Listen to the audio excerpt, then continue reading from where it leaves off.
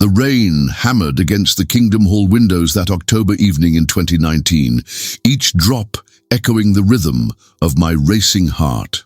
I sat in the back row of the elders' meeting, my iPhone hidden beneath a stack of Watchtower publications, its recording light blinking like a guilty conscience in the dim light. At 62 years old, after serving as an elder for nearly a decade, I never thought I'd become the kind of person who breaks sacred trust. But sometimes, sacred trust breaks you first. My name is Robert Mitchell, and for the better part of my adult life, I believed I was serving God through the Jehovah's Witness organization. I climbed the ranks from an eager young publisher to a respected elder in our congregation in suburban Milwaukee, Wisconsin. I gave talks, counseled families, and enforced the organization's discipline with the certainty of a man who never questioned the system he served. That certainty crumbled 3 weeks ago when Sarah Henderson knocked on my door at 11:30 on a Tuesday night. Sarah was 24, married to David Henderson, a ministerial servant in our congregation. They were what we called a model couple, always at meetings, regular in service, cheerful in their ministry. David often gave demonstrations during our midweek meetings, and Sarah pioneered, spending 70 hours a month preaching door to door. If you had asked me a month ago, I would have pointed to the Hendersons as an example of what young witness couples should aspire to become. But the woman who stood on my doorstep that night bore little resemblance to the composed, smiling sister I knew from the Kingdom Hall. Her left eye was swollen nearly shut, a purplish bruise spreading across her cheekbone like spilled wine. Her lip was split, and when she spoke I could see she was missing a tooth that had been there just 3 days earlier at the Sunday meeting. "Brother Mitchell," she whispered, glancing nervously over her shoulder toward the street. "I need help. I don't know where else to turn." I ushered her inside quickly, my wife Margaret rushing from the kitchen with a concerned gasp. As Sarah collapsed into our living room chair, the full extent of her injuries became visible. Bruises covered her arms in various stages of healing, some fresh and angry, others yellowing with age. This wasn't the result of a single incident. "Sarah, dear God, what happened to you?" Margaret asked, reaching for a box of tissues. Through tears and broken sentences, Sarah told us about David's escalating violence. It had started with verbal abuse 6 months into their marriage, progressed to pushing and shoving, and had now reached the point where she feared for her life. The previous night, David had beaten her with his belt because dinner was 15 minutes late.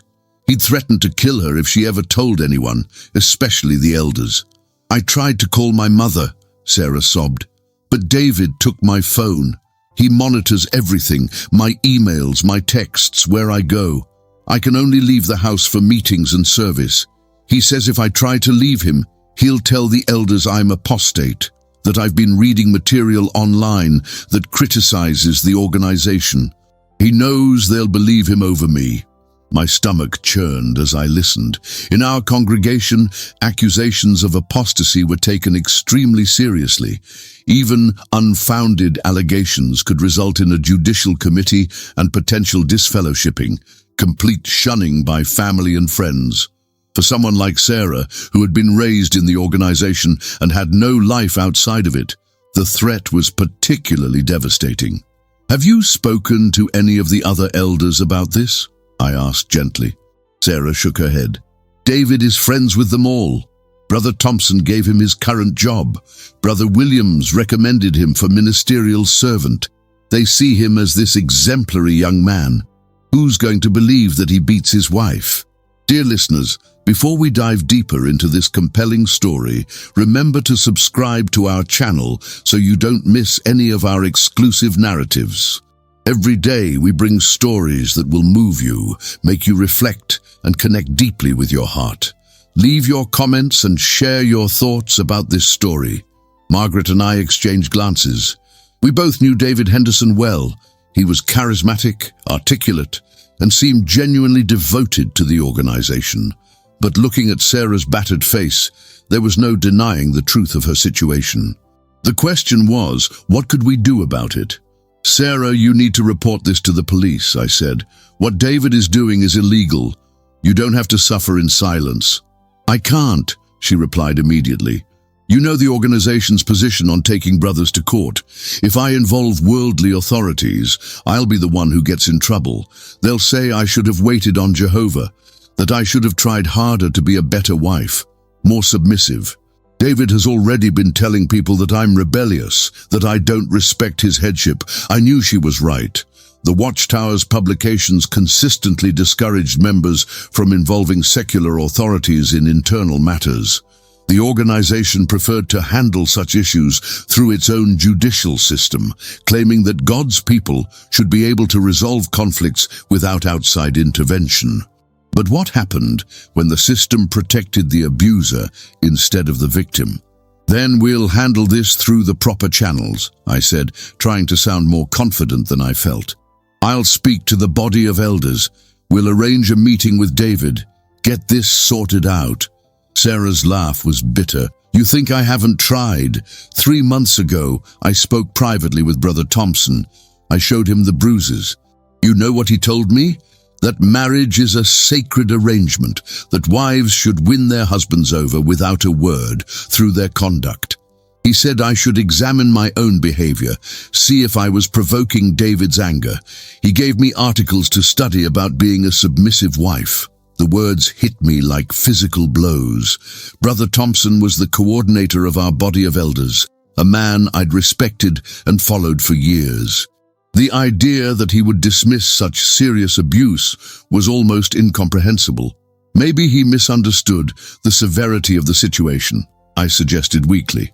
"Robert," Sarah said, using my first name for the first time that evening, "Brother Thompson told me that if I kept spreading rumors about David, I could face a judicial committee for slander. He said David was a good Christian man who was just trying to maintain proper headship in his household." I felt something crack inside my chest, not my ribs, but something deeper. My faith, perhaps, or my trust in the system I'd served so loyally.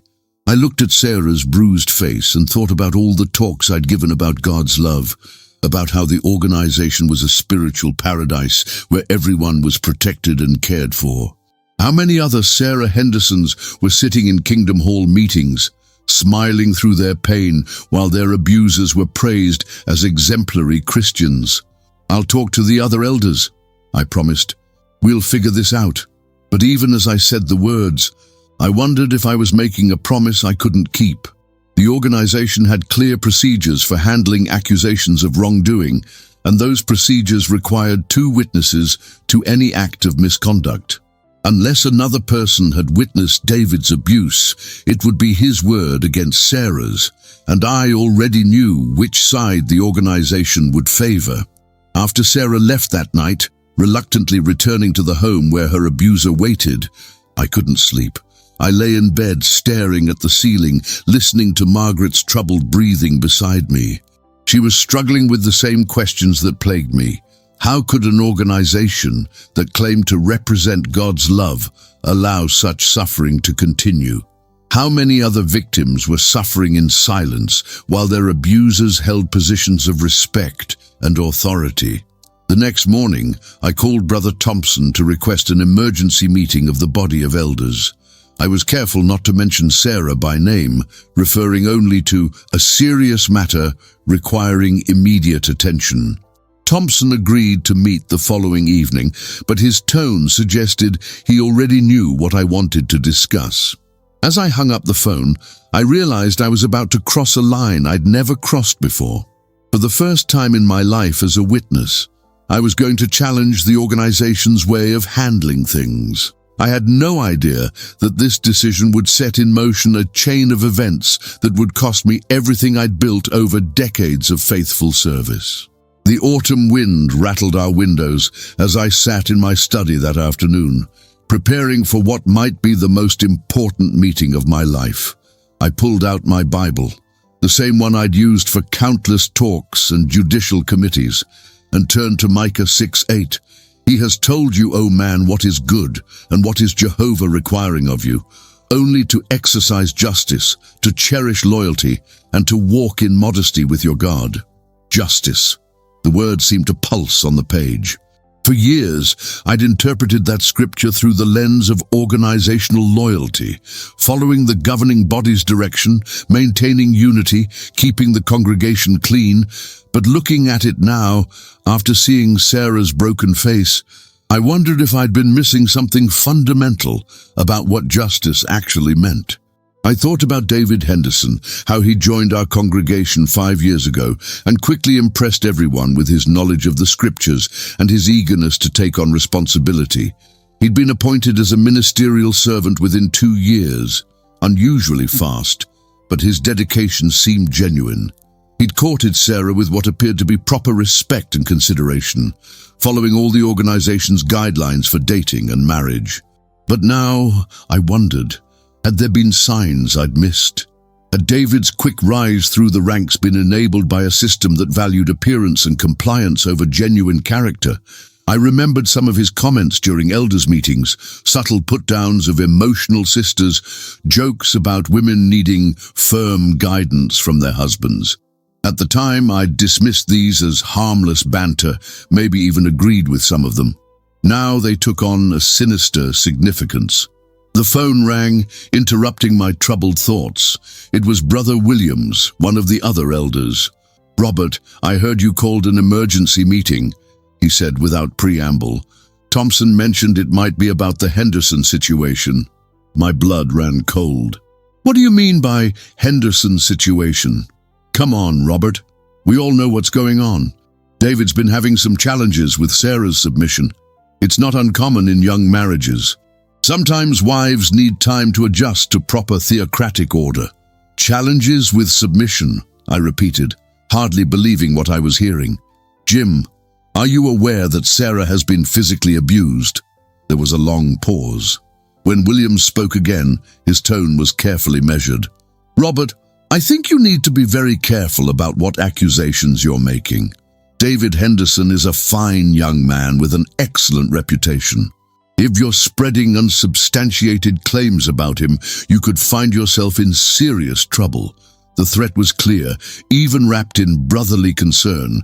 I was being warned to drop the matter. But as I looked at the notes I'd been making about Sarah's visit, about the bruises and the fear in her eyes, I knew I couldn't let this go. "We'll discuss it at tomorrow's meeting," I said simply, and hung up. That evening, as I helped Margaret prepare dinner, she asked the question that had been haunting both of us. "Robert, what if they don't listen? What if they really do protect David over Sarah?" I didn't have an answer. But as I watched the news that night, seeing stories about institutional cover-ups and powerful men protecting each other at the expense of victims, I began to understand that our little Kingdom Hall in Milwaukee might not be the spiritual paradise I'd always believed it to be. The next evening, as I drove to the Kingdom Hall for what I suspected would be the most important meeting of my life, I made a decision that would change everything. I slipped my iPhone into the breast pocket of my suit jacket and pressed record. I had no idea that this simple act, capturing the truth for posterity, would transform me from a respected elder into a pariah, from a faithful servant into an enemy of the organization I devoted my life to serving. But as I walked into that meeting, Sarah Henderson's battered face fresh in my memory, I knew I had to do something, even if it cost me everything. The meeting room smelled of old carpet and industrial air freshener, the same scents that had comforted me for decades. But tonight, sitting across from 5 men I'd called brothers, I felt like I was entering enemy territory. The battle for Sarah's justice and my own soul was about to begin.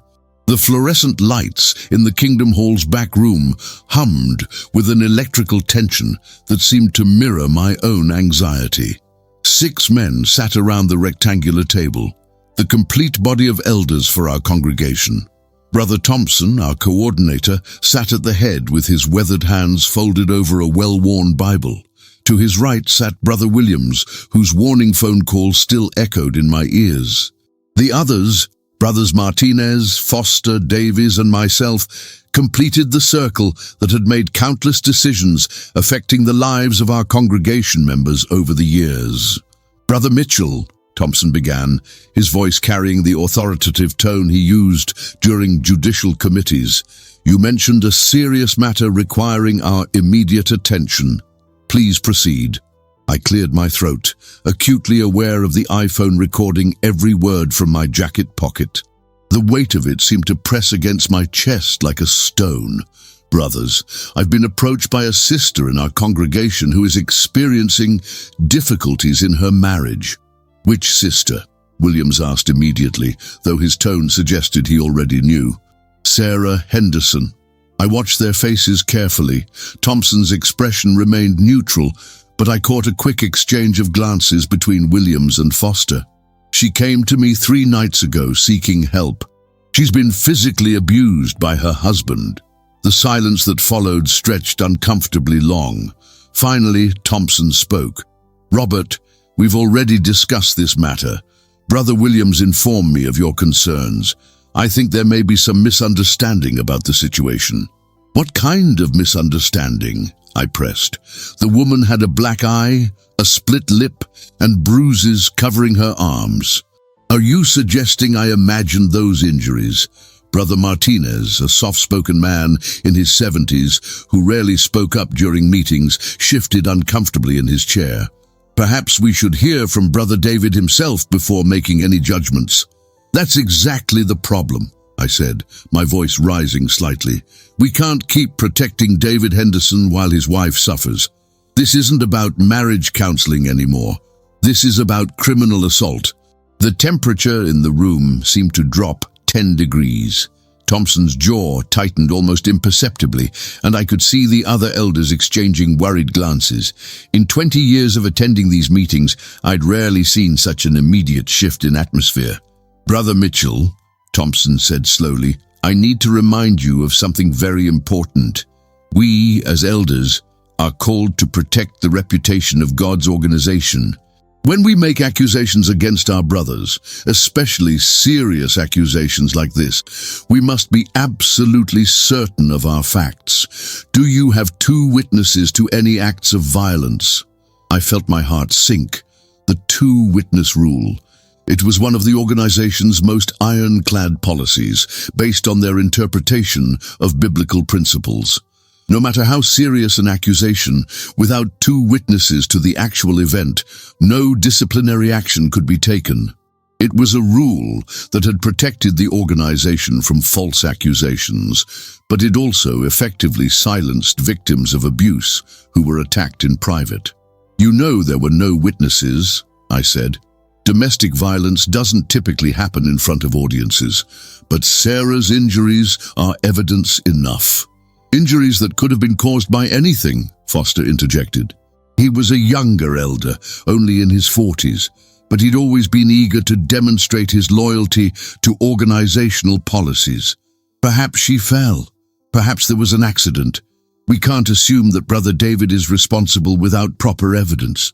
"So we're just going to ignore a sister's cry for help?" I asked, incredulous.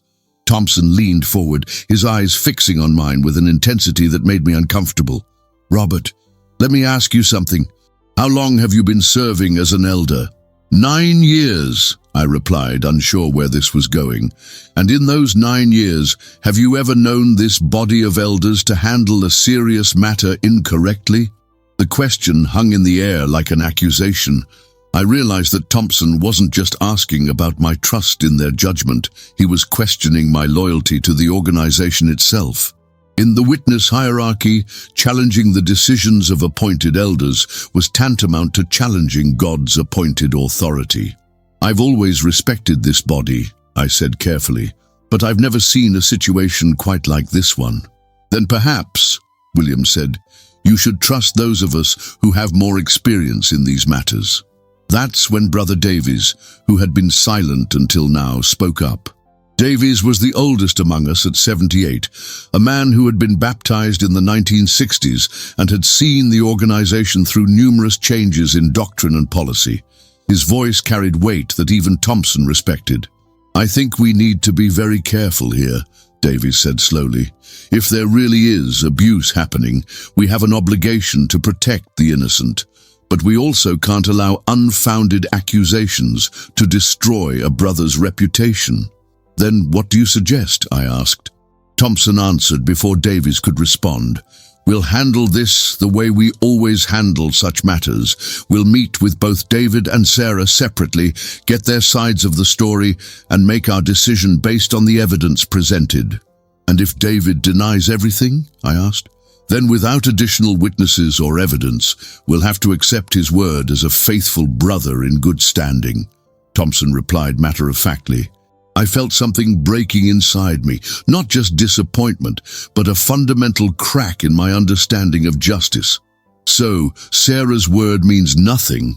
Sarah's word means exactly as much as David's word, Foster said. No more, no less.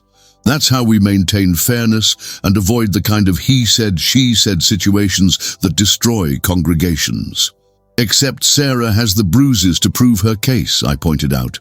Bruises prove injury, not cause, Williams countered, and certainly not intent. For all we know, David might be the real victim here. Maybe Sarah is the one with anger issues. Maybe she injured herself to frame her husband. We've seen stranger things. The casual cruelty of that suggestion stunned me into momentary silence. These were men I'd trusted, men I'd considered spiritual brothers, yet they were sitting here calmly discussing the possibility that a battered woman had somehow orchestrated her own abuse. Listen, Thompson said, his tone becoming more conciliatory. We all care about Sarah's welfare, but we also have to consider the bigger picture. David Henderson is being considered for elder appointment next year. He's young, capable, and shows real leadership potential. If we allow unsubstantiated accusations to derail his progress, we're potentially depriving the congregation of a valuable servant. His progress, I repeated, hardly believing what I was hearing. We're talking about protecting his career advancement while his wife lives in fear. We're talking about being fair to everyone involved, Thompson replied sharply, including David, who deserves the presumption of innocence until proven guilty. Brother Martinez raised his hand slightly, as if asking permission to speak. What if we assigned David a different ministry partner for a while, kept him busy with extra responsibilities? Sometimes when brothers are under stress, they benefit from increased spiritual activity. The suggestion was so absurd that I actually laughed out loud, a sound that echoed strangely in the small room. You want to give him more privileges, while his wife recovers from the beating he gave her? Alleged beating, Foster corrected. And yes, sometimes increased responsibility helps brothers channel their energies in more positive directions. I looked around the table at these 5 men, searching their faces for any sign of moral clarity. Instead, I saw calculated political thinking, organizational protectionism, and a disturbing willingness to sacrifice one woman's safety for the sake of maintaining their comfortable narrative about who deserved their protection. What about Sarah? I asked. What do we offer her while we're busy channeling David's energies? We'll arrange for some of the elders' wives to spend time with her, Thompson said. Margaret could take her out in service more regularly. Sister Foster could include her in some of the sisters' activities. We'll provide spiritual support and encouragement. Spiritual support, I repeated slowly, for a woman who's been beaten by her husband. Alleged beaten, Foster corrected again. And what happens if David hits her again while we're providing spiritual support? I asked. Thompson's expression hardened. Robert, I'm beginning to wonder if you're approaching this situation with the right attitude. Your questions sound almost critical of how we handle these matters. The threat was clear. In the organization, being critical of appointed elders could lead to accusations of apostasy or undermining proper authority. I realized I was walking into dangerous territory, not just for my position as an elder, but potentially for my standing in the organization altogether. But Sarah Henderson's bruised face flashed in my mind again, and I found courage I didn't know I possessed. I'm approaching this situation with concern for a sister who asked for my help, I said. If that's somehow inappropriate, then maybe our priorities need examination. The room fell dead silent. Thompson's face flushed red, and I could see Williams clenching his fists on the table. I'd just committed what amounted to organizational heresy, questioning the judgment of appointed authority. Davies, the oldest elder, finally broke the silence. Perhaps we should all take some time to pray about this matter. Seek Jehovah's guidance before making any hasty decisions. It was a diplomatic suggestion, designed to diffuse the tension that had built to dangerous levels. Thompson nodded slowly, but his eyes never left mine. That's wise counsel, Brother Davies. We'll table this discussion for now. Robert, I suggest you spend some time in meditation and prayer. Ask yourself whether you're truly seeking Jehovah's will or following your own human reasoning. As the meeting broke up, I realized that nothing had been resolved. Sarah would return to her abuser tonight, and the men charged with protecting her had essentially decided she didn't deserve protection.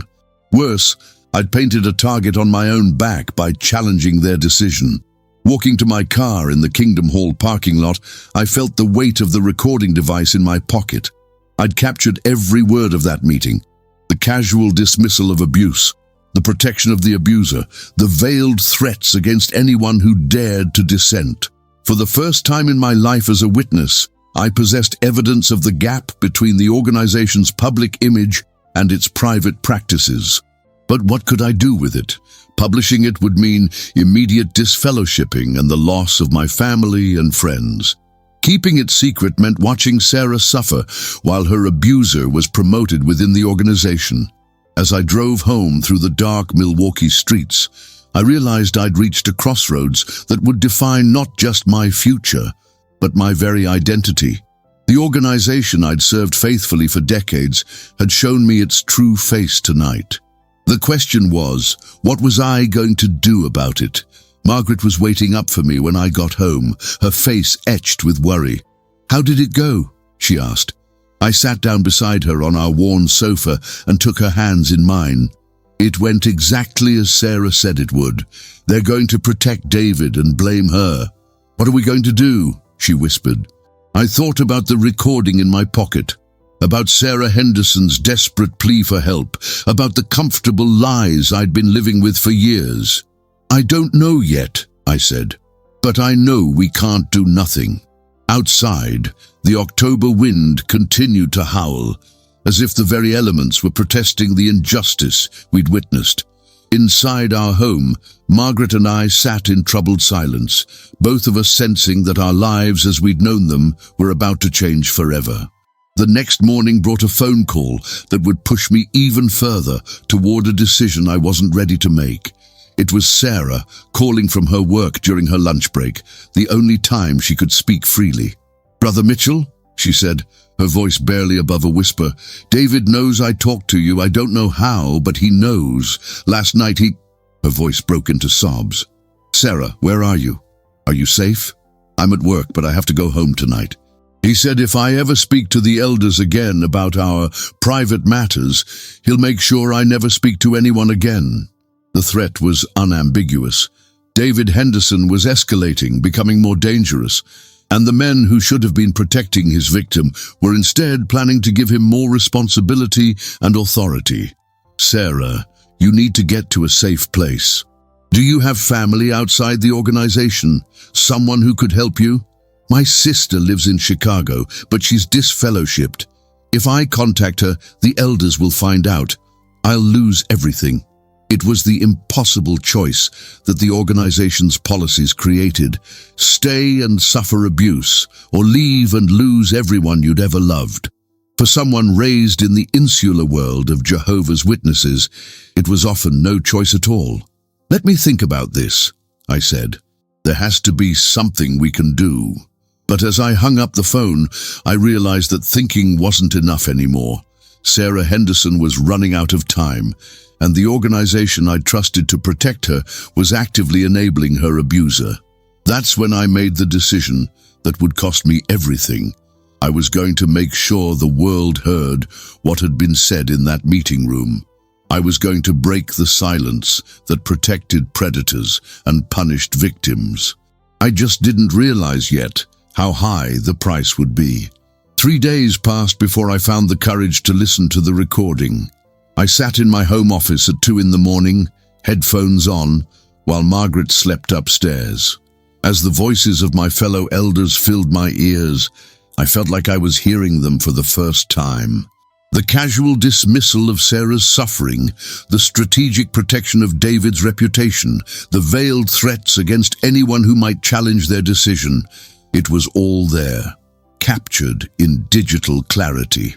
But it was Brother Thompson's voice near the end of the meeting that made my blood run cold.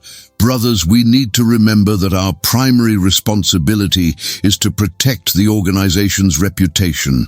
Individual situations, no matter how tragic they might seem, cannot be allowed to damage the collective good of God's people.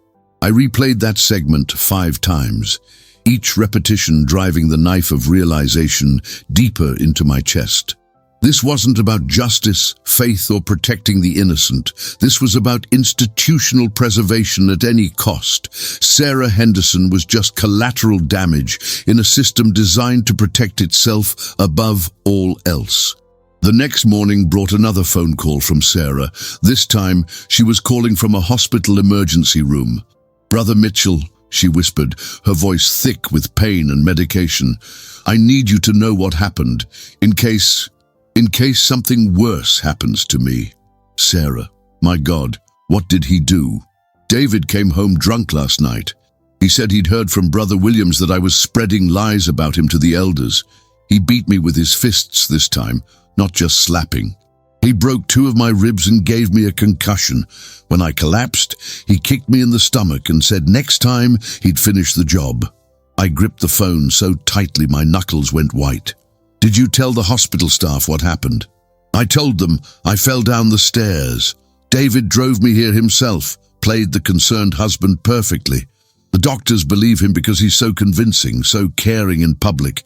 But Robert," he whispered in my ear while they were examining me, he said, "if I ever spoke to you again, if I ever told anyone the truth, he'd kill me and make it look like suicide." The casual way she delivered that death threat, as if it were just another piece of information, told me everything I needed to know about how completely David had terrorized her. She'd accepted that her life was in danger, that her husband was capable of murder, and that the religious organization she'd devoted her life to would do nothing to save her. "Sarah, you have to report this to the police. This has gone beyond anything the congregation can handle." "I can't.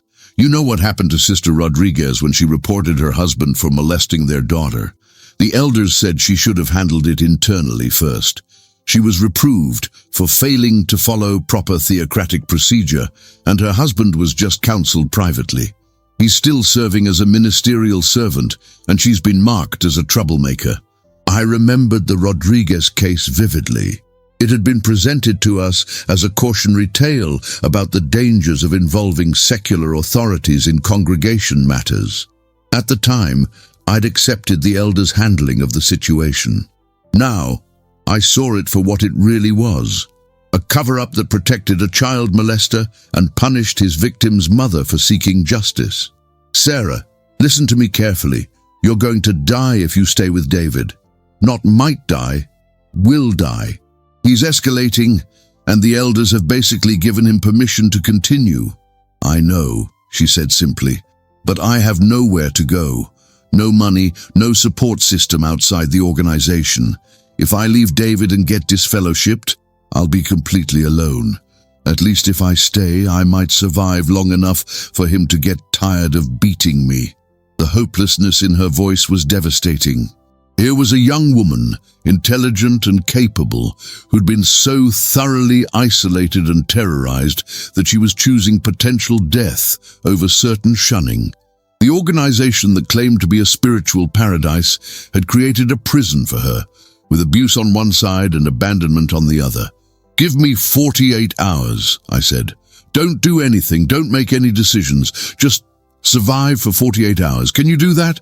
"I think so." David's going to a regional convention this weekend. I'll be alone from Friday night until Sunday evening. After hanging up, I sat in my office staring at the iPhone that contained the recording of our elders' meeting.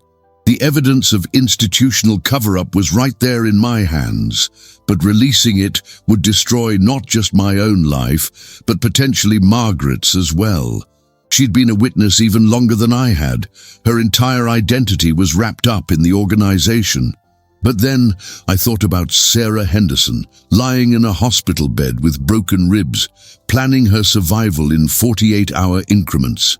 And I thought about Sister Rodriguez, marked as a troublemaker for trying to protect her daughter from a molester. And I wondered how many other Sarah Hendersons were sitting in kingdom halls across the country, smiling through their pain while their abusers held positions of respect and authority. That's when I made the decision that would change everything. I opened my laptop and created an anonymous email account. Then I began typing, "To whom it may concern. I am writing to expose systematic abuse cover-up within the Jehovah's Witness organization.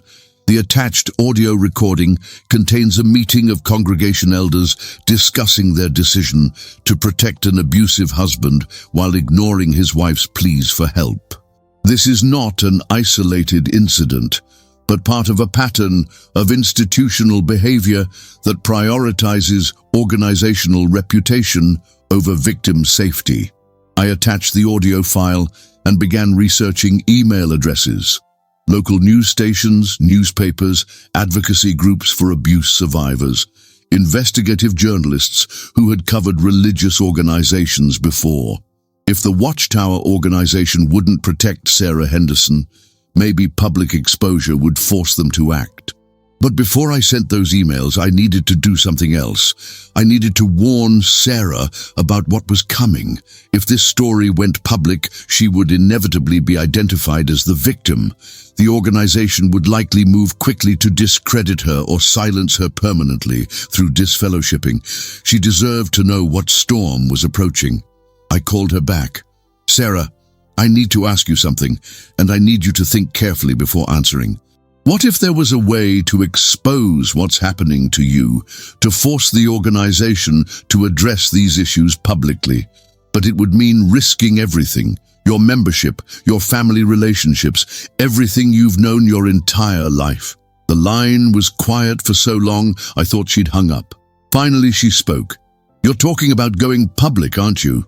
I have a recording of the elders' meeting, everything they said about protecting David, about dismissing your case. If it became public, it could force changes in how these situations are handled, and it would destroy both of our lives in the process." "Probably," I admitted. "But Sarah, they're not going to change unless they're forced to, and you're going to die if nothing changes." Another long silence. When she spoke again, her voice was stronger than I'd heard it since that first night she came to my door. "Do it," she said. "I'm tired of being afraid. I'm tired of protecting the people who won't protect me. If my story can save even one other woman from going through this, it's worth it. Are you sure? Once this is out there, there's no taking it back. Robert, I'm 24 years old and I'm planning my life in 48-hour survival increments. I'm sure." That night, I sent 27 emails to journalists, advocacy groups, and news organizations across Wisconsin and beyond. Each email contained the same message and the same damning audio recording. By the time I went to bed, I had committed an act that would be considered treasonous by every Jehovah's Witness on earth. But for the first time in months, I slept peacefully, because I knew I'd finally done something right. The first response came at 6:30 the next morning. Jennifer Walsh, an investigative reporter for the Milwaukee Journal-Sentinel, wanted to meet immediately. She'd been researching abuse allegations within religious organizations for years and recognized the significance of what I'd sent her. We met at a coffee shop 20 miles from our congregation territory. Jennifer was a woman in her 40s with sharp eyes and a digital recorder that she placed on the table between us after getting my permission. "Mr. Mitchell," she began, "this recording is explosive, but before we proceed, I need to understand your motivations. Why are you coming forward now? Why risk everything to expose this? I thought about how to answer that question honestly, because I realized I'd been part of a system that protects predators and silences victims, because a young woman is going to die if nothing changes, and because I finally understood that sometimes loyalty to an organization means betraying everything it claims to stand for. Are you prepared for the consequences? The Jehovah's Witness organization doesn't typically respond well to public criticism. I know exactly what's going to happen to me, I said. I'll be disfellowshipped, shunned by my family and friends, branded as an apostate. I'll lose my job. I work for a company owned by a witness family. I'll probably lose my home. But Jennifer, listen to that recording again. Listen to how casually they dismiss a woman's suffering. How can I call myself a Christian and stay silent about that? Jennifer nodded, making notes. I'll need to verify the authenticity of the recording, interview other sources, get comment from the Watchtower organization. This story will take some time to develop properly. How much time? I asked, thinking of Sarah's broken ribs and David's escalating threats. 2 weeks, maybe 3. I want to do this right. Make sure every fact is bulletproof. Organizations like this have teams of lawyers ready to attack any story that isn't perfectly documented. As I drove home from that meeting, I felt both relief and terror. The wheels were now in motion for a public exposure that would force accountability. But I also knew that once Jennifer's story published, my life as Robert Mitchell, respected elder and faithful witness, would be over forever. What I didn't know was that the organization was already 3 steps ahead of me. By the time I got home, there was a message on my answering machine from Brother Thompson requesting my immediate presence at an urgent meeting that afternoon. Someone had talked. Someone had warned them. And now the full weight of the Watchtower's disciplinary system was about to come crashing down on my head. I sat in my car in the driveway, staring at my house, the house Margaret and I had bought when I first became an elder, the house where we'd hosted countless congregation gatherings, the house where Sarah Henderson had come to me for help just 1 week ago. In a few hours, I would walk into a meeting that would end my life as I'd known it for over 4 decades. But as I thought about Sarah lying in that hospital bed, planning her survival in 48-hour increments, I knew I'd made the right choice, even if it cost me everything. The Judicial Committee meeting was scheduled for 7 o'clock that Thursday evening. I arrived at the Kingdom Hall 15 minutes early, not out of eagerness, but because I wanted to see who else would be there. As I suspected, David Henderson's car was already in the parking lot, along with vehicles belonging to brothers Thompson, Williams, and Foster. They'd assembled their witnesses and allies before I even walked through the door. The main auditorium was dark, but light spilled from the small conference room where judicial committees were held. As I approached, I could hear muffled voices. They were already meeting without me. Through the partially open door, I caught a glimpse of David Henderson, sitting at the table, his face a mask of wounded innocence. He was perfectly groomed, wearing his best suit, every inch the persecuted faithful brother. When I entered the room, the conversation stopped abruptly. Thompson gestured to an empty chair across from David, positioning me as the accused facing my accuser. The symbolism wasn't lost on anyone present. "Brother Mitchell," Thompson began formally, "we've convened this judicial committee to address serious allegations that have come to our attention.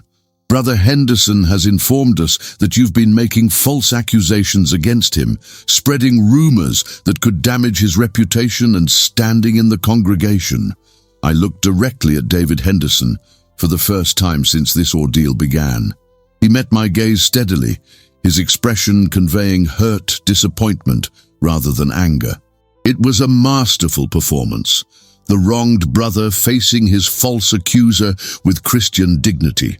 "What specific allegations am I supposed to have made?" I asked. Williams consulted his notes. Brother Henderson states that you've accused him of physically abusing his wife, despite having no evidence to support such claims. He says you've been encouraging Sister Henderson to be rebellious against his headship and to seek outside counsel rather than following proper theocratic procedure. I see. And what does Sister Henderson say about these allegations? Thompson's expression hardened. Sister Henderson is not part of this proceeding. This committee is addressing your conduct, not investigating marital issues that have already been resolved through proper counsel. Resolved how? I pressed. Foster leaned forward. Brother and Sister Henderson have met with Brother Thompson multiple times over the past week. They've worked through their difficulties with spiritual guidance. Sister Henderson has acknowledged that her rebellious attitude contributed to the marital tensions, and she's committed to being more submissive and supportive of her husband's headship. The words hit me like physical blows. In the week since Sarah had called me from the hospital, they'd somehow convinced her to accept blame for her own abuse. I wondered what threats or manipulations had been used to achieve that acknowledgement. Where is Sister Henderson now? I asked. That's not your concern, Thompson replied sharply. Your concern should be the serious allegations Brother Henderson has made against you. He states that you've contacted outside parties, worldly people, and shared confidential congregation matters with them. My heart stopped. They knew about Jennifer Walsh.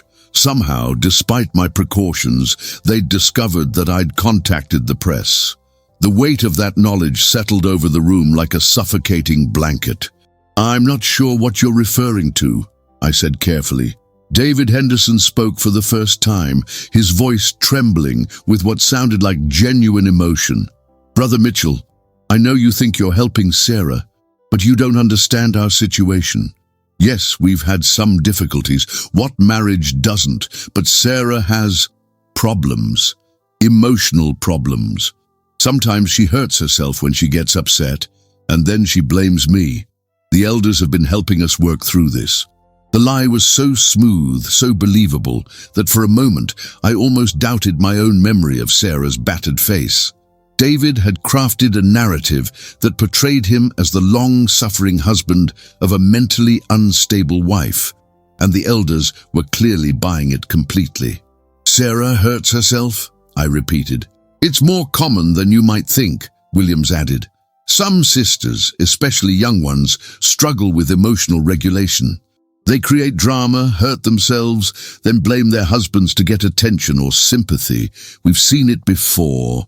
I stared at Williams in disbelief. Here was a man I'd worked alongside for years, whom I'd trusted with the most sensitive congregation matters, casually explaining away domestic violence as female hysteria. The other elders nodded along as if this explanation made perfect sense. And the medical evidence? I asked. The broken ribs? The concussion? Consistent with a fall downstairs, according to the hospital report, Foster said, producing a folder from his briefcase. We've done our due diligence, Robert. We've investigated thoroughly. The medical evidence supports Brother Henderson's account of an accident. I realized then that they'd been busy in the week since our first meeting. They'd obtained hospital records, crafted alternative explanations, and built a comprehensive defense of David Henderson that painted him as the victim of false accusations. It was a level of organizational protection that would have impressed corporate lawyers. Brother Mitchell, Thompson continued, the more serious issue is your decision to contact outside parties with confidential congregation information. We have evidence that you've shared details of private elder meetings with worldly reporters. Is this true? The moment of truth had arrived. I could deny everything, claim ignorance, and hope they couldn't prove their allegations. It might buy me time, might allow me to remain in the organization long enough to find another way to help Sarah. But it would also mean abandoning the only chance to expose the systematic cover-up I'd witnessed. I thought about Sarah supposedly acknowledging her responsibility for her own beatings. I thought about Sister Rodriguez marked as a troublemaker for trying to protect her molested daughter. I thought about all the other victims who would continue to suffer in silence if men like these were never held accountable for their actions. Yes, I said simply. It's true. The admission sent a visible shock through the room. Even David Henderson looked surprised. Apparently, he'd expected me to deny the charges, giving them the opportunity to present whatever evidence they'd gathered.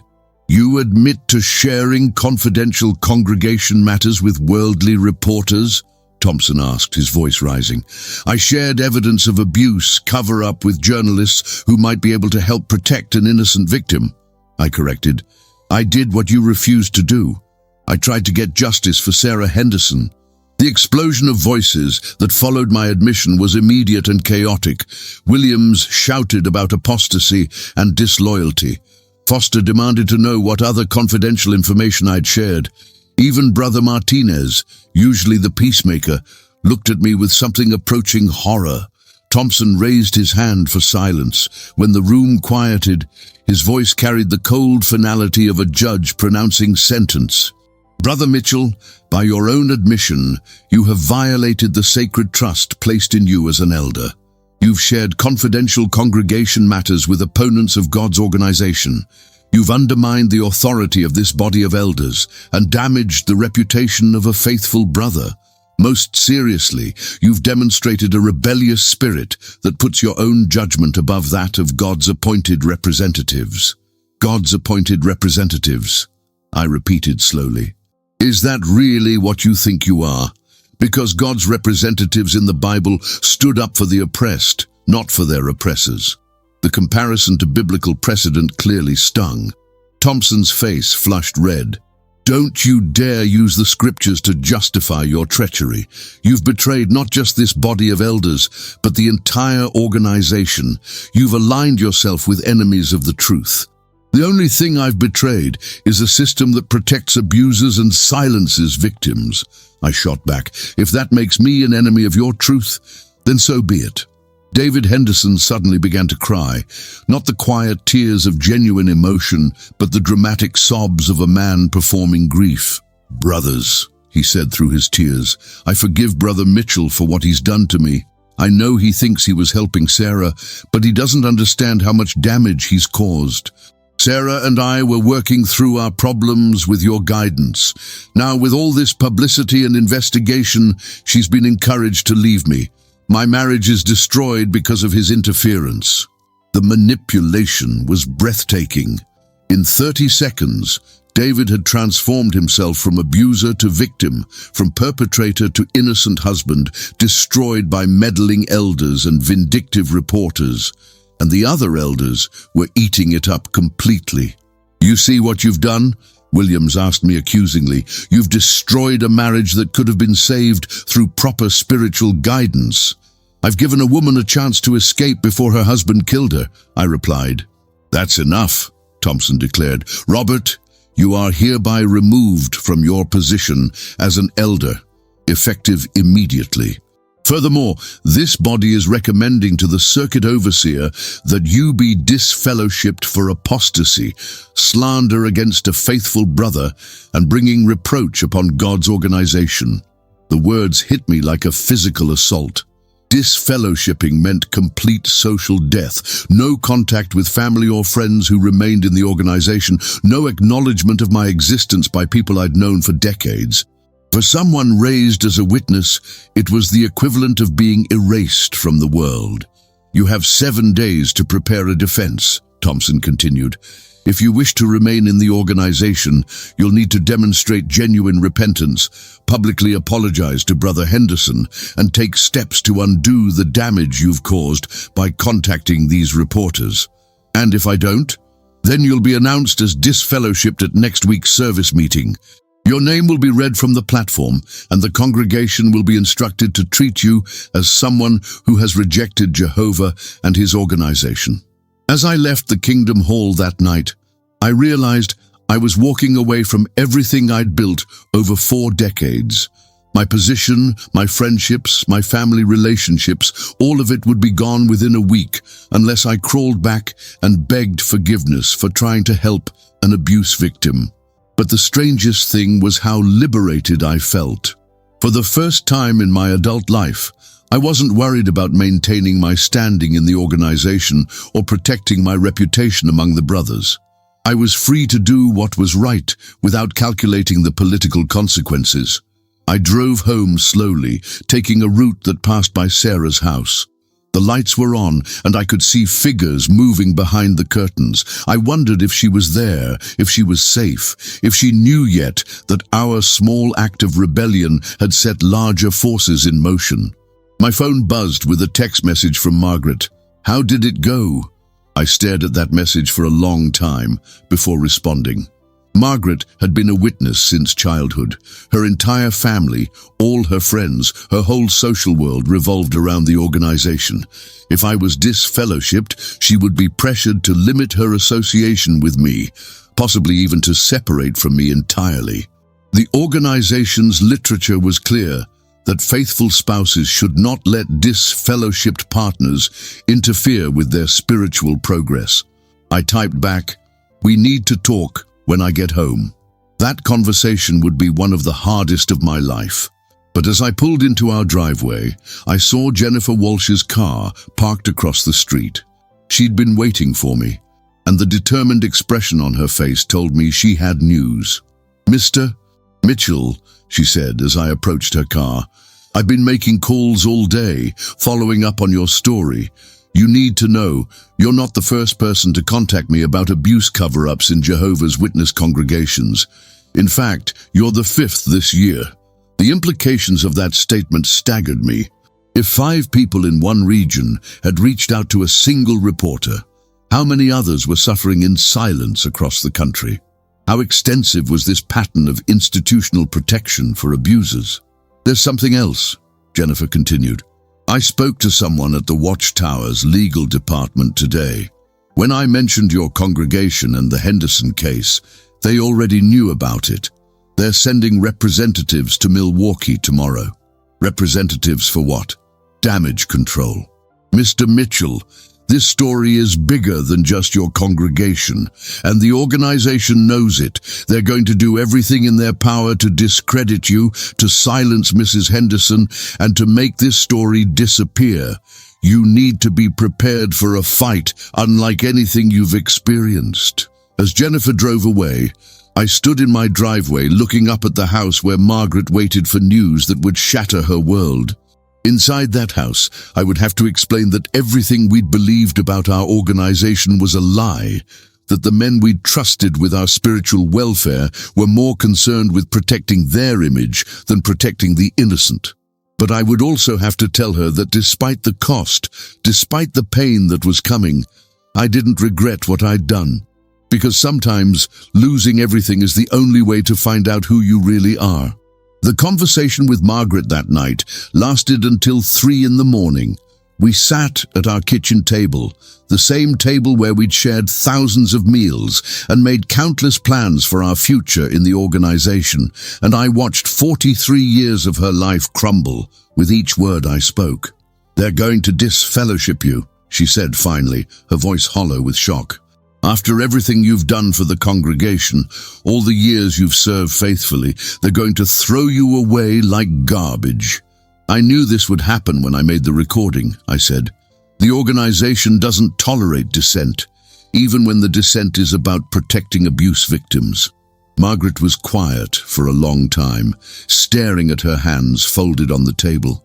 When she finally looked up, her eyes were filled with tears I'd rarely seen in our 38 years of marriage.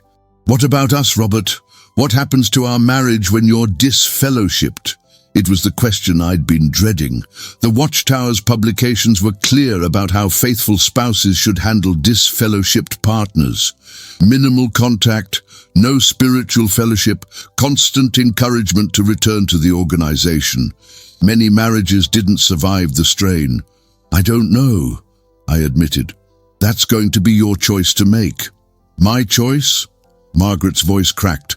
"Robert, if I maintain normal relations with you after you're disfellowshipped, I'll be marked as spiritually weak. They'll remove me from the pioneer list, exclude me from congregation activities. My own sister will stop speaking to me. How is that a choice?" Before I could answer, my phone rang. The caller ID showed Sarah Henderson's number. I answered immediately, putting it on speaker so Margaret could hear. "Robert." Sarah's voice was different, stronger, more determined than I'd heard it in weeks. "I need to tell you something important. I left David." "What? When? Where are you?" "I'm at a women's shelter in Green Bay. I drove here this afternoon after the elders told me what they planned to do to you. I couldn't let you suffer for trying to help me while I stayed silent." Margaret reached across the table and squeezed my hand. Even facing her own crisis of faith, she recognized the courage it had taken for Sarah to finally break free. "Are you safe there?" I asked. "For now. But Robert, there's something else you need to know. Something I didn't tell you before because I was too ashamed." Sarah paused, and I could hear her taking a deep breath. "I'm not David's first victim." The words hung in the air like a bomb waiting to explode. "What do you mean?" "Before he married me, David was engaged to a sister named Rebecca Torres in his previous congregation in Ohio. The engagement was broken off suddenly, and Rebecca was reproved for fornication. She was shunned by her family and eventually left the organization entirely. I found out about her last week and managed to contact her. Margaret and I exchanged glances. If there was a pattern of abuse, if David had victimized multiple women while the organization covered it up, this story became much bigger than we'd imagined. "Rebecca told me everything," Sarah continued. "David had been abusing her for months before their planned wedding. When she tried to tell the elders, they accused her of trying to avoid an unwanted marriage by making false accusations. They said she must have been promiscuous and was trying to blame David for her own sinful behavior. She was given a choice: marry David as planned and work through their problems, or face a judicial committee for slander and loose conduct. She chose the judicial committee. She tried to fight it. She provided medical records, photographs of injuries, even a witness who had seen David hit her in a restaurant parking lot. But that witness was Rebecca's disfellowshipped brother, so his testimony didn't count according to organization policy. The committee ruled that Rebecca was lying to avoid her marriage commitment. She was publicly reproved, and David was portrayed as the innocent victim of a scheming woman. The pattern was becoming clear and sickening. David Henderson was a serial abuser who had learned to game the Jehovah's Witness system perfectly. He knew that women who accused him would face skepticism and blame, that the organization would protect his reputation over their safety, and that victims who fought back would be punished while he remained untouchable. "There's more," Sarah said. "Rebecca isn't the only one. She gave me contact information for 2 other women, former witnesses who left the organization after being abused by David. He's been doing this for at least 6 years, moving from congregation to congregation whenever suspicions got too high." Margaret gasped. "How is that possible? How could the elders not know?" "Because each congregation thought they were dealing with an isolated incident," I realized. "The organization doesn't have a central database for tracking abusers. When David moved to a new congregation, his record started clean. Any problems in his previous congregations were explained away as persecution or misunderstandings." "Rebecca wants to go public," Sarah said. "So do the other women. They've been waiting for someone like me, a current victim with recent evidence, to come forward first. If we work together, if we all tell our stories at the same time, maybe people will finally listen." I felt a surge of hope mixed with terror. Multiple victims, spanning several years and different congregations, would be much harder for the organization to dismiss or discredit. But it would also mean a much more aggressive response from the Watchtower's legal team. "Sarah, you need to understand what you're getting into," I said. "If you go public, they won't just disfellowship you. They'll destroy you.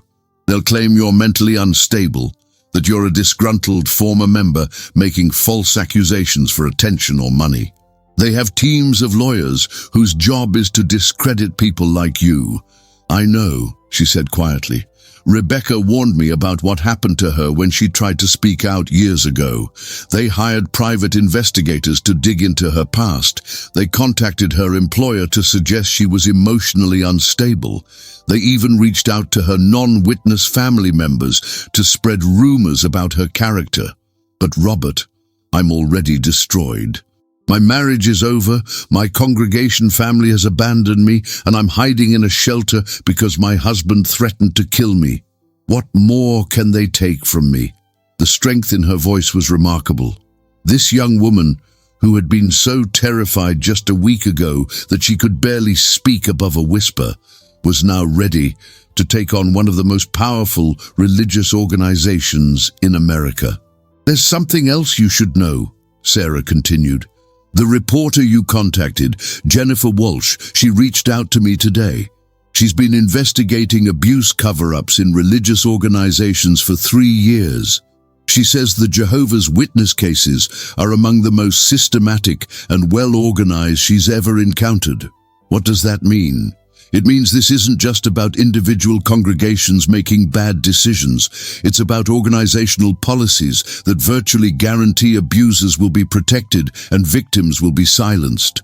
Jennifer has documents from the Watchtower's legal department showing they've paid out millions in settlement money to abuse victims over the past decade. The scope of what Sarah was describing was staggering. We weren't dealing with a few bad elders or a single corrupt congregation. We were looking at systematic, institutional cover-up on a scale that dwarfed anything I'd imagined. Jennifer wants to meet with all of us together. Me, Rebecca, the other victims, and you, Sarah said. She thinks our combined stories, along with your recording, could be enough to force real changes in how the organization handles abuse cases. Before I could respond, Margaret spoke up. Sarah, what about your family? Your parents are lifelong witnesses. Are you prepared to lose them forever? My parents chose the organization over me the day I told them David was hitting me, Sarah replied, her voice hardening. My mother said I must have done something to provoke him. My father said I should be grateful to have a husband who cared enough to correct me when I misbehaved. They made their choice long before I made mine. I felt a chill of recognition. The organization's teachings about family loyalty were designed to prioritize institutional commitment over blood relationships. Parents were encouraged to shun disfellowshipped children, spouses to limit contact with disfellowshipped partners, siblings to treat each other as strangers if one left the faith. It created a system where the threat of losing everyone you loved kept most people trapped within organizational boundaries, no matter how much they suffered. When is this meeting with Jennifer? I asked. Tomorrow afternoon, if you're willing. She's found a conference room at a hotel in downtown Milwaukee. She says she wants to record formal interviews with all of us, get our statements on camera before the organization has time to pressure us into changing our stories. After Sarah hung up, Margaret and I sat in silence for several minutes. Finally, she spoke. You're really going to do this, aren't you? You're going to fight them publicly. I have to. Sarah's right. This is bigger than just one abusive marriage or one corrupt body of elders. If the organization has been systematically covering up abuse for years, hiding behind religious freedom while victims suffer, then someone needs to expose it. Margaret nodded slowly. Then I'm going with you. Margaret, you don't understand what this means. If you support me in this, you'll be disfellowshipped too. You'll lose your pioneer status, your family, everything. She reached across the table and took my hands in hers. Robert, I've been a witness for 51 years. I've followed every rule, believed every teaching, trusted every explanation the organization gave me. But tonight, listening to you describe that meeting, hearing Sarah's story, I realized something. I'd rather be disfellowshipped for standing up for abuse victims than remain in good standing while innocent people suffer. The next morning brought a surprise visitor. Brother Davies knocked on our door at 8 o'clock, looking older and more frail than I'd ever seen him. Margaret invited him in for coffee, and we sat in our living room, making awkward small talk until he finally revealed the purpose of his visit. Robert, he said quietly, I need to tell you something that's been weighing on my conscience for 20 years. I waited, sensing that whatever he was about to say would be significant. In 1999, when I was serving as an elder in my previous congregation in Illinois, we had a situation very similar to what you're dealing with now. A young sister came to us with evidence that her husband was molesting their 8-year-old daughter. She had medical evidence, testimony from the child, even photographs of injuries. Margaret gasped, but Davies continued without acknowledging her reaction. The husband was a popular elder, well connected with the circuit overseer. When we investigated, he denied everything and claimed his wife was mentally unstable, trying to frame him because she wanted a divorce. The body of elders voted to believe him. The wife was disfellowshipped for slander and lost custody of her children when her husband convinced a judge that she was delusional. "What happened to the little girl?" Margaret asked, though her voice suggested she already knew the answer wouldn't be good. She was molested for 6 more years until she was old enough to run away from home. She tried to kill herself twice before she turned 18. Today, she's a drug addict living on the streets of Chicago, and she hasn't spoken to any of her family in over a decade. The horror of that story settled over our living room like a suffocating blanket. Davies looked directly at me, his aged eyes filled with regret and determination. "I voted to protect that elder, Robert. I chose organizational loyalty over a child's safety.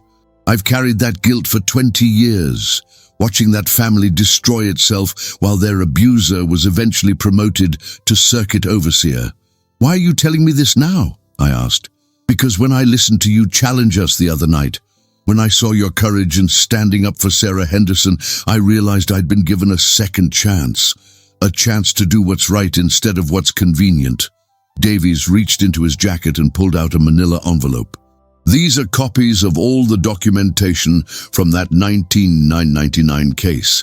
Medical records, judicial committee notes, correspondence with the Watchtower's legal department instructing us to minimize the situation. I've kept them all these years, waiting for the courage to do something with them." He placed the envelope on our coffee table like an offering of atonement. "Give these to your reporter friend. Make sure the world knows that what happened to Sarah Henderson isn't an isolated incident. It's been happening for decades, and men like me have been too cowardly to stop it." As Davies left our house that morning, I realized that our small rebellion was growing into something much larger. Sarah had found other victims willing to speak out. A respected journalist was building a comprehensive investigation, and now a 20-year elder was providing evidence of historical cover-ups.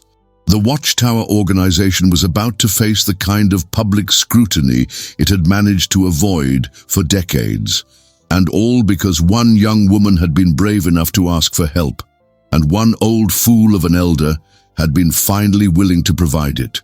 But I also knew that the organization wouldn't go down without a fight. They had lawyers, money, and 70 years of experience in protecting their reputation at any cost. The battle we were starting would be brutal, and not everyone would survive it intact. As I prepared to leave for my meeting with Jennifer Walsh and the other victims, I thought about something Davies had said. "Sometimes you get a second chance to do the right thing." For me, Sarah Henderson had been that second chance. The question was whether I had the strength to see it through to the end. The hotel conference room felt like a war room on that Friday afternoon.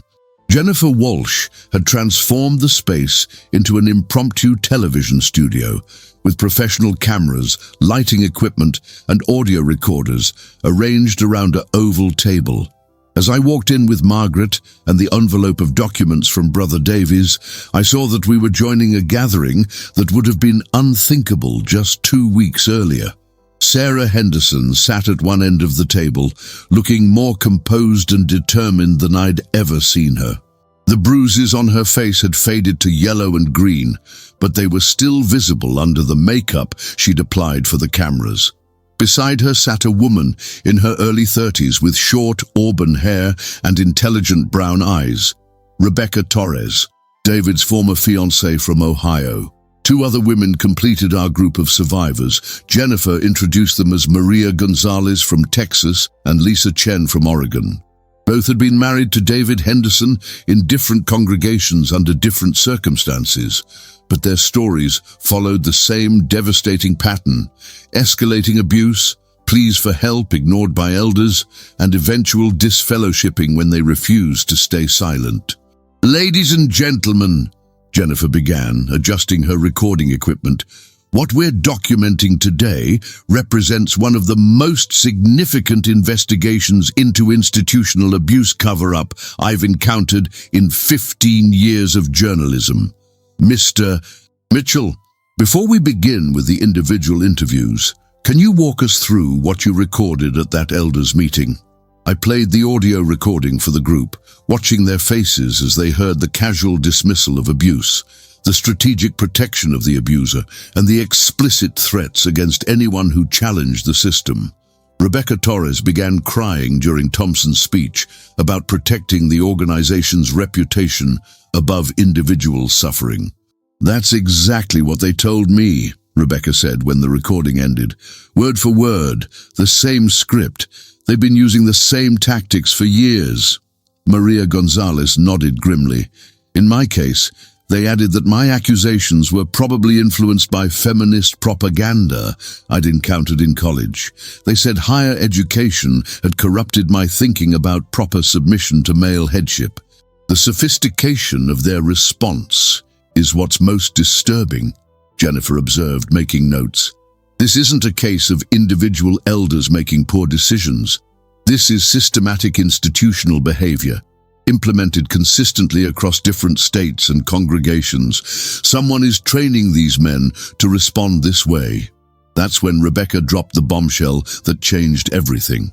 "I have documentation proving exactly that," she said, pulling a thick folder from her briefcase. "After my judicial committee, I was so devastated that I hired a private investigator to look into David's background.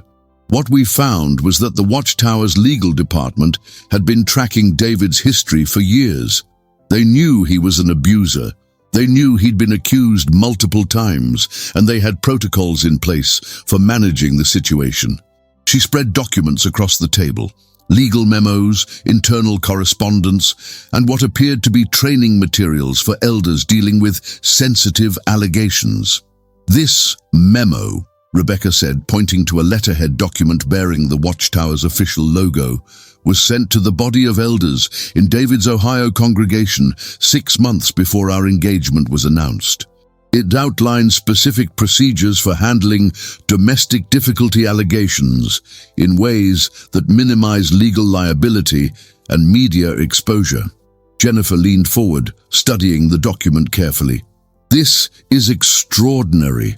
It shows deliberate organizational policy designed to protect abusers and silence victims. How did you obtain this?" "My private investigator had contacts in the Watchtower's legal department, former employees who were disturbed by what they'd been asked to cover up.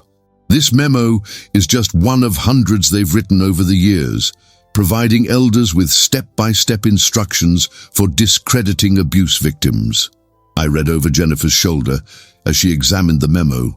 The language was clinical and precise, outlining tactics that I now recognized from my own congregation's handling of Sarah's case, questioning the victim's mental stability, suggesting alternative explanations for injuries, emphasizing the accused's good reputation and organizational standing, and threatening anyone who supported the victim with accusations of disloyalty or apostasy. "There's a whole section on media management," Maria pointed out, flipping to the memo's second page. "Instructions for what to say if reporters start asking questions, templates for press releases denying wrongdoing, and contact information for law firms specializing in religious organization defense." The document revealed something I'd never suspected. The casual dismissal of Sarah's abuse hadn't been the spontaneous reaction of misguided elders. It had been a carefully orchestrated response, implemented according to detailed organizational protocols designed to protect the Watchtower from legal and public relations consequences. "How many congregations received these instructions?" Margaret asked, reading over my shoulder. According to my investigator, similar memos have been sent to elder bodies across the United States whenever abuse allegations surface, Rebecca said. The Watchtower's legal department tracks these cases carefully and provides specific guidance on how to minimize organizational liability. Jennifer was photographing each page of the memo with professional precision. This documentation, combined with your audio recording and the testimony of multiple victims, creates an incredibly strong case for systematic abuse cover-up. But I need to ask all of you, are you prepared for what's coming next? What do you mean? I asked. Organizations like this don't give up easily when their fundamental practices are challenged. They'll hire teams of lawyers, private investigators, and public relations specialists. They'll dig into every aspect of your lives, looking for ammunition to discredit you. They'll contact your employers, your neighbors, your family members. They'll claim you're disgruntled former members seeking attention or money. And they'll do everything possible to destroy your credibility before this story goes public. Lisa Chen, who had been quiet until now, spoke up. They already tried that with me when I left David and the organization 5 years ago. Private investigators showed up at my workplace, claiming I was involved in some kind of fraud investigation. My boss started treating me suspiciously, questioning my honesty and reliability. I eventually had to quit and move to a different state. But this time is different, Sarah said firmly. This time there are 4 of us telling the same story, with documentation proving organizational complicity. This time we have an elder's recording of how they really operate behind closed doors. They can't discredit all of us. Jennifer nodded. That's exactly right. Individual allegations can be dismissed or explained away. But a pattern of abuse, spanning multiple states and years, supported by internal documentation and audio evidence, is much harder to counter. Still, you need to understand that coming forward publicly will change your lives forever. Our lives are already changed, Rebecca said. David Henderson stole years from each of us. The organization protected him while punishing us for being his victims. If going public can prevent him from finding new victims, if it can force the Watchtower to change these policies, then whatever they do to us in retaliation will be worth it. As the afternoon progressed, Jennifer conducted individual interviews with each victim, recording their stories in detail. The similarities were striking, not just in David's methods of abuse, but in how the organization had responded to each woman's pleas for help. The same accusations of mental instability, the same alternative explanations for physical evidence, the same protection of the abuser's reputation while the victim was blamed and punished. But it was my interview that proved most revealing, not because of my story, but because of my position within the organization. As a former elder, I could provide insider insight into how the system really worked, how decisions were made behind closed doors, and how the organization's public image differed dramatically from its private practices.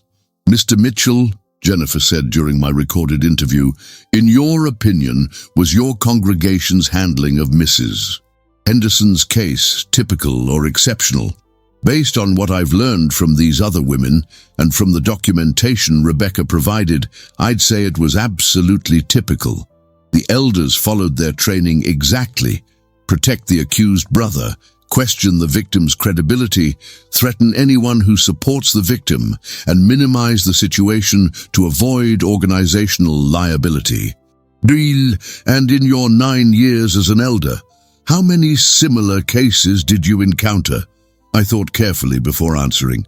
At least a dozen domestic abuse situations, 3 cases of child molestation, and numerous instances of other forms of misconduct. In every single case, the organization's priority was protecting its reputation and the accused person's standing rather than helping victims. Did you ever question these policies before Mrs. Henderson's case? No, I admitted.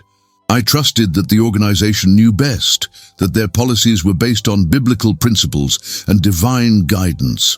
I genuinely believed that protecting the organization's reputation was the same thing as protecting God's reputation. It took seeing Sarah's battered face to realize how wrong I'd been.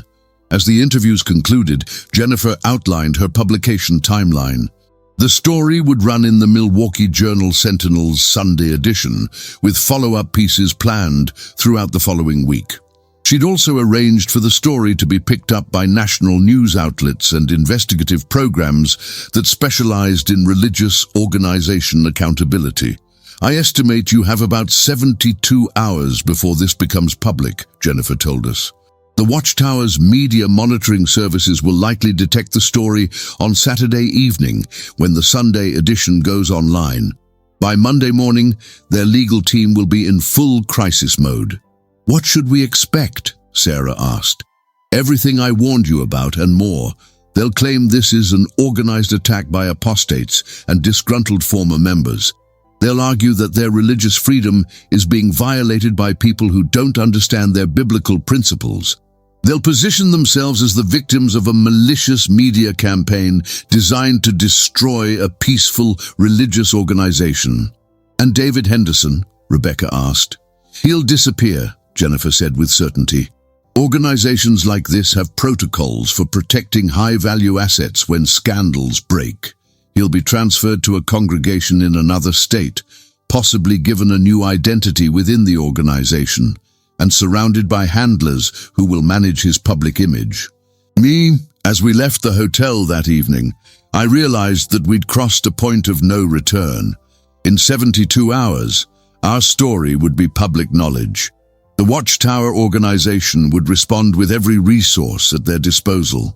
Our lives would be dissected, our motives questioned, our credibility attacked. But driving home with Margaret, looking at the manila envelope full of evidence sitting on our back seat, I felt something I hadn't experienced in months. Hope. For the first time since Sarah Henderson had knocked on our door, we weren't fighting this battle alone. We had allies, evidence, and a platform to tell the truth about what really happened behind the closed doors of Kingdom Halls across America. The war for accountability was about to begin, and finally the victims had weapons to fight back. That night, as I prepared for what would likely be my final Sunday meeting as a Jehovah's Witness, I thought about all the talks I'd given over the years about truth, justice, and moral courage. Tomorrow, I would discover whether those principles meant anything when the cost of upholding them was everything I'd built my life around. The storm was coming, and this time, I was ready for it. Sunday morning arrived with unseasonable warmth for November in Milwaukee. Margaret and I dressed for what we both knew would be our final meeting at the Kingdom Hall, choosing our clothes with the solemnity of people preparing for a funeral, which, in many ways, we were. The death of our old lives was imminent. The congregation was buzzing with unusual energy when we arrived. Word had somehow leaked that a major announcement would be made during the service meeting, and I could see clusters of brothers and sisters whispering anxiously in the parking lot. Brother Thompson stood near the entrance, his face grim, as he watched Margaret and me approach the building. "Robert," he said quietly as we passed, "you still have time to make this right. The committee is prepared to show mercy if you demonstrate genuine repentance." I looked at this man, who had been my spiritual mentor for nearly a decade, who had guided me through my appointment as an elder, who had officiated at numerous congregation events in our home. Now he was offering me a lifeline that required abandoning everything I'd learned about justice and truth in the past 2 weeks. "What would repentance look like exactly?" I asked. "Public apology to Brother Henderson for the false accusations. Retraction of any statements you've made to outside parties. Commitment to submit to the organization's handling of all future matters without question." Thompson's voice carried the tone of someone reciting from a manual. "Full acknowledgement that your actions were motivated by pride and rebellion rather than genuine concern." "And Sarah Henderson?" "Sister Henderson has already been counseled appropriately. She's acknowledged her role in creating marital difficulties and has committed to working on her submissive attitude. The matter is resolved. The lie was so casual, so complete, that it took my breath away. Sarah was in a women's shelter, planning to testify publicly about years of systematic abuse, while they were claiming she'd returned to her abuser with a renewed commitment to obedience. "She's not coming back to David," I said quietly. Thompson's mask slipped for just a moment, revealing something cold and calculating underneath. "Brother Mitchell, you have no idea what forces you've set in motion. The organization has resources and reach beyond anything you can imagine. If you persist in this course of action, you'll discover exactly how much we're willing to sacrifice to protect what we've built." It was no longer a veiled threat. It was a promise of destruction. As Margaret and I took our seats in the auditorium, I realized that the organization had already decided to go to war. The only question was how devastating that war would become. The meeting proceeded normally until the final announcement period. Brother Thompson approached the platform with unusual formality, carrying a prepared statement that he read without looking up from the paper. "The body of elders has determined that Robert Mitchell is no longer qualified to serve as an elder in this congregation. Furthermore, Robert Mitchell has been disfellowshipped for apostasy, spreading false accusations against a faithful brother and bringing reproach upon God's organization. The congregation should have no further association with him." The silence that followed was deafening. In 43 years of attending meetings, I'd heard dozens of disfellowshipping announcements, but I'd never been on the receiving end. The feeling was surreal, like watching my own execution from outside my body. But then something unprecedented happened. Margaret stood up. In the rigid hierarchical structure of Jehovah's Witness meetings, women didn't speak from the audience, didn't challenge announcements from the platform, didn't create disruptions of any kind. Margaret's simple act of standing was equivalent to an act of rebellion that would shock every person in that auditorium. "Brothers and sisters," she said, her voice carrying clearly through the sound system, "before you accept what you've just heard, I want you to know the truth about why my husband has been disfellowshipped." Thompson's face went white. "Sister Mitchell, please sit down. This is not appropriate." "What's not appropriate," Margaret continued, "is protecting men who beat their wives while punishing the people who try to help those victims. What's not appropriate is disfellowshipping elders for having the courage to speak up for the innocent." The murmur that ran through the congregation was like electricity. Brothers and sisters who had known Margaret for decades, who had respected her as a pioneer and exemplary witness woman, were seeing her challenge organizational authority in a way that was completely unprecedented. Robert was disfellowshipped because he tried to help Sarah Henderson escape from an abusive marriage, Margaret announced, because he refused to stay silent while the elders protected her abuser, because he chose justice over organizational loyalty. Thompson was frantically gesturing for the sound attendant to cut Margaret's microphone, but the young brother operating the equipment seemed frozen by the unprecedented nature of what was happening. "Tomorrow," Margaret continued, "you'll read in the newspaper about how this organization really handles abuse cases. You'll see documentation proving that protecting abusers and silencing victims is official policy, not the isolated mistake of a few misguided elders. And you'll have to decide whether you want to be part of an organization that operates this way." Finally, the microphone went dead. Security attendants, brothers assigned to maintain order during meetings, began moving toward Margaret, but she wasn't finished. "If anyone in this congregation is suffering abuse, if anyone needs help that the elders won't provide, please know that there are people who will listen, who will believe you, who will help you find safety. Don't let them convince you that suffering in silence is what God wants for your life." The security attendants reached Margaret then, gently but firmly escorting her toward the exit. As we walked down the aisle together, I could see faces I'd known for years, some shocked, some disapproving, but others thoughtful, questioning.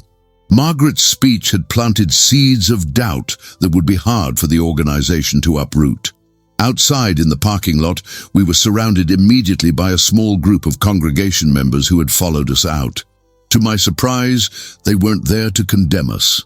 "Is it true?" asked Sister Williams, ironically the wife of the elder who had been most aggressive in protecting David Henderson, "about Sarah Henderson being abused?" Before I could answer, Brother Martinez appeared at my elbow. "Robert, I need to tell you something. After our meeting the other night, I couldn't sleep. What you said about justice, it reminded me of why I became a witness in the first place. I've been doing some research of my own." He handed me a folder containing printouts from various websites and news articles. "This David Henderson, he's not who we thought he was. I found records of domestic violence arrests in 3 different states, all dismissed when the victims recanted their testimonies. I also found marriage records showing he's been married 4 times, not once, like he told us." The evidence Martinez had gathered was devastating. David Henderson was a serial abuser who had perfected the art of infiltrating religious communities, gaining positions of trust and authority, and using those positions to access and victimize vulnerable women. The Jehovah's Witness organization, with its emphasis on male authority and female submission, had been the perfect hunting ground for a predator like him. "Why didn't this come up when we were considering him for privileges?" I asked. "Because the organization doesn't do background checks on brothers seeking appointment," Martinez replied. "They rely on personal testimony and recommendations from previous congregations. If someone knows how to game the system, if they have contacts who will vouch for them, they can reinvent themselves completely with each move."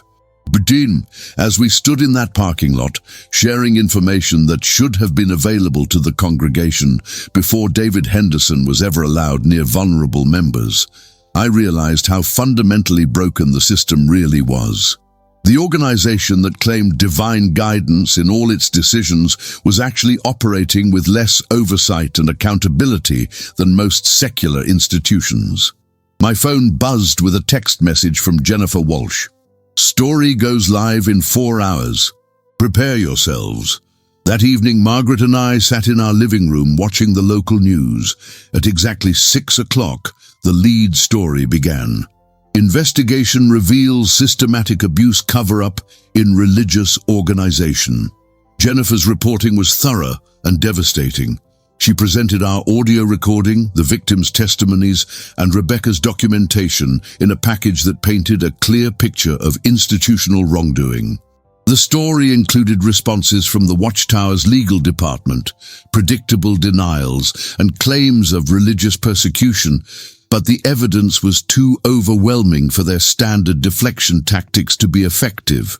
But the most powerful moment came when Sarah Henderson appeared on camera, her face clearly visible despite the faded bruises, speaking directly to the audience about her experience.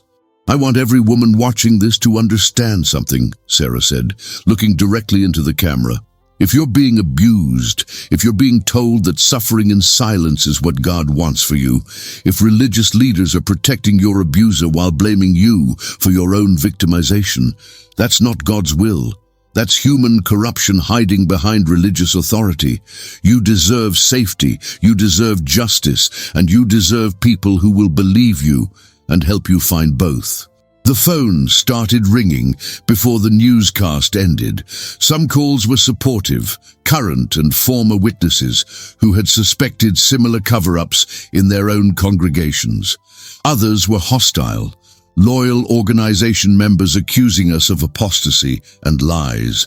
But the most significant call came from an unexpected source. "Mr. Mitchell, this is Rebecca Torres. Are you watching the news?" "Yes, we just saw the story. You were incredibly brave to speak publicly." "Robert, that's not why I'm calling. I'm watching the news here in Ohio, and they're showing David Henderson being arrested.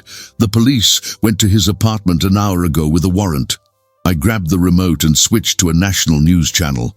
There, in grainy footage from a helicopter, I could see police cars surrounding an apartment complex in suburban Milwaukee.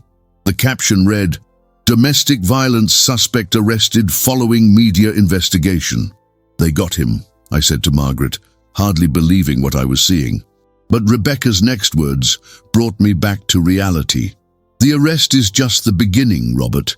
David will hire lawyers, probably paid for by the Watchtower organization.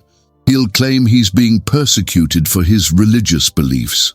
And the organization will use his arrest as proof that you and Sarah are part of some conspiracy to destroy faithful witnesses." She was right, of course. Within hours of David's arrest, the Watchtower's official website published a statement claiming that the charges were false, motivated by disgruntled former members working with biased media outlets to attack the organization's reputation. They portrayed David as a faithful Christian being persecuted for his beliefs and characterized the investigation as religious discrimination. But this time, their narrative control was incomplete. Too many victims had spoken publicly, too much evidence had been presented, and too many current witnesses were asking questions that couldn't be easily dismissed. Over the following weeks, the story expanded beyond anything I'd imagined.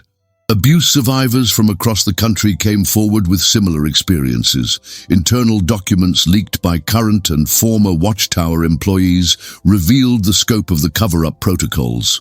Congressional representatives called for investigations into religious organizations that used religious freedom claims to avoid accountability for criminal behavior. David Henderson was eventually convicted on multiple counts of domestic violence and sentenced to 8 years in prison. More importantly, his conviction led to investigations of his activities in other states, resulting in additional charges and giving his previous victims a chance at justice they'd been denied for years. The Watchtower organization fought back with everything they had. Margaret and I were sued for defamation and conspiracy, forcing us to hire lawyers we couldn't afford to defend against claims we knew were frivolous but expensive to contest. Private investigators followed us, dug through our financial records, and contacted everyone we'd ever known, looking for ammunition to discredit our characters. But they couldn't silence the growing movement of abuse survivors who had found their voices through our example. Support groups formed online, legal advocacy organizations took up the cause, and legislative bodies began examining whether religious organizations should be exempt from mandatory reporting requirements that protected children and vulnerable adults.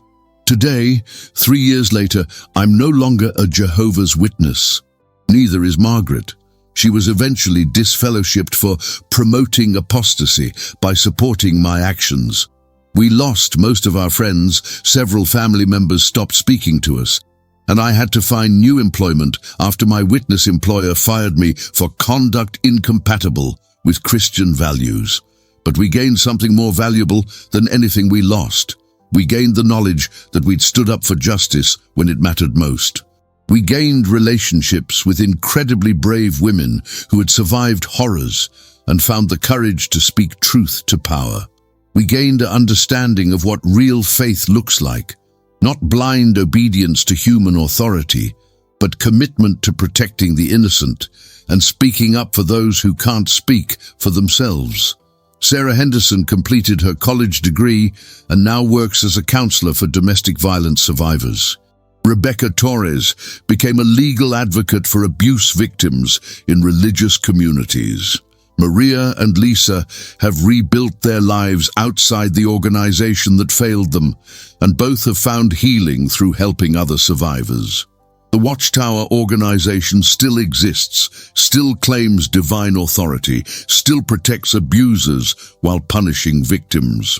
But they do so now under increasing scrutiny from law enforcement, media, and their own members who have learned to ask uncomfortable questions about policies that prioritize institutional reputation over human welfare. My faith didn't die when I left the organization. It was reborn. I learned that real spirituality isn't about following human leaders without question, but about having the courage to do what's right, even when it costs you everything. I learned that God's justice isn't always the same thing as organizational justice, and that sometimes serving God means opposing the people who claim to represent Him. Dear listeners, I hope that Sarah's story and my journey have touched you deeply. For those facing similar struggles, remember that courage is contagious. When one person stands up, others find the strength to join them. If this story has resonated with you, please consider subscribing to our channel and sharing it with others who might need to hear these words. We bring you stories like this every day, stories of ordinary people finding extraordinary courage to fight for what's right.